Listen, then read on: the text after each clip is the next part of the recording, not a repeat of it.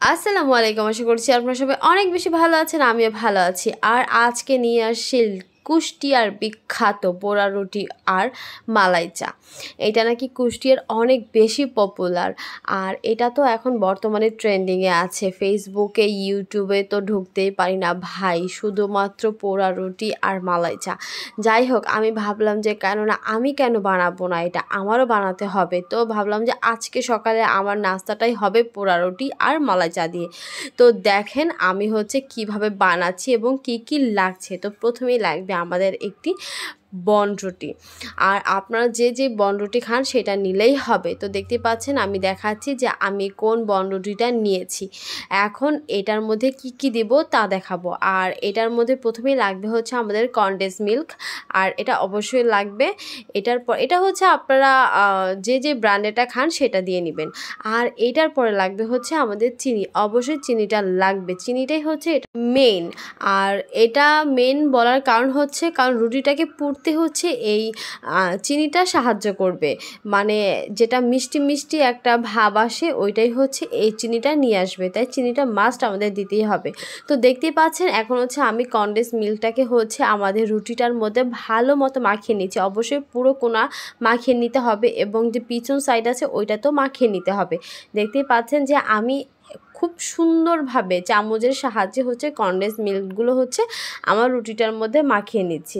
এখন আমি আপনাদের দেখিয়ে দিব যে পুরোটা মাখানো হয়ে গিয়েছে। অবশ্যই কিন্তু মনে রাখতে হবে যে উল্টা পাটাও আমাদের এটা মাখাতে হবে। এখন দেখতে পারবেন যে আমি এটার মধ্যে দিয়ে দিব চিনি, আর চিনিটা সুন্দরভাবে ছড়ায় ছিটায় দিতে হবে যেন আমাদের পুরো রুটিটার মধ্যে চিনিটা কাভার হয়ে যায়। এটা অবশ্যই মাথায় রাখতে হবে এবং এটাও মাথায় রাখতে হবে যে আমাদের উল্টা সাইডেও কিন্তু আমাদের চিনিটা দিতে হবে। তো এখন আমাদের লাগবে এই রুটিটাকে পোড়ানোর জন্য একটা ছুরি, কারণ ছুরিটা আমরা রুটিটার মধ্যে ঢুকায়া তারপর আমরা এটাকে আগুনে মানে গ্যাসের মধ্যে পোড়াবো। যেহেতু আমাদের মাটির চুলা নাই ঘরের মধ্যে, আমাদের অবশ্যই গ্যাসের চুলায় এটাকে পোড়াতে হবে। তো এই যে আমি এখন গ্যাসটা অন করে নিয়েছি, আর এখন আমি রুটিটাকে পোড়াবো। আর সব সময় এটা মাথায় রাখতে হবে যে পোড়ানোর সময় এটা যেন পুরোটা রুটি যেন সঠিকভাবে পুড়ে, এক জায়গা পুড়বে আরেক জায়গা পুড়বে না, এরকম করলে হবে না। তো আমাদের এটার জন্য ভালো করে উলট পালট করে দিতে হবে যেন আমাদের এই তাপটা পুরোটা রুটির মধ্যে পায়। আপনারা দেখতেই পাচ্ছেন যে আমি ভালো মতো উলট পালট করে দিচ্ছি যেন রুটিটার মধ্যে পুরোটা তাপ পেয়ে যায়। আপনারা আমাদের এই রুটিটা পোড়ানোর পর আমরা চলে যাব আমাদের চাতে। তো তার আগে দেখে নিন যে রুটিটা আমি কিভাবে পোড়াচ্ছি। দেখতেই পাচ্ছেন যে রুটিটা কত সুন্দরভাবে পুড়ে নিচ্ছে, আর পোড়ার সময় না একটা অন্যরকম একটা স্মেল আসে, ওই স্মেলটাও না অনেক বেশি ভালো লাগে। তো দেখেন কি সুন্দরভাবে পোড়ানো কমপ্লিট হয়ে গিয়েছে। এখন আমি এটাকে প্লেটে রেখে দিব, আর রেখে আমি চলে যাব আমাদের চাটা রেডি করতে। আর দেখতেই পাচ্ছেন আমি আপনাদেরকে রুটিটা আরও একবার দেখিয়ে দিচ্ছি যে কিভাবে পুড়েছে। তো এখন চলে যাব আমি আবার গ্যাসের চুলায় আমাদের চাটা বসাতে। তো আমি গ্যাসের চুলাটা অন করে দিয়েছি, আর আমি যতটুকু পরিমাণের চা খাবো ততটুকু পরিমাণের পানি দিয়ে নিয়েছি।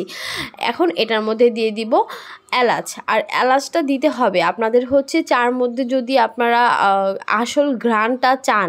আর মালাই চার মেইন ঘ্রাণটা আসেই এই এলাচ দিয়ে, অবশ্যই এলাচ দিতে হবে।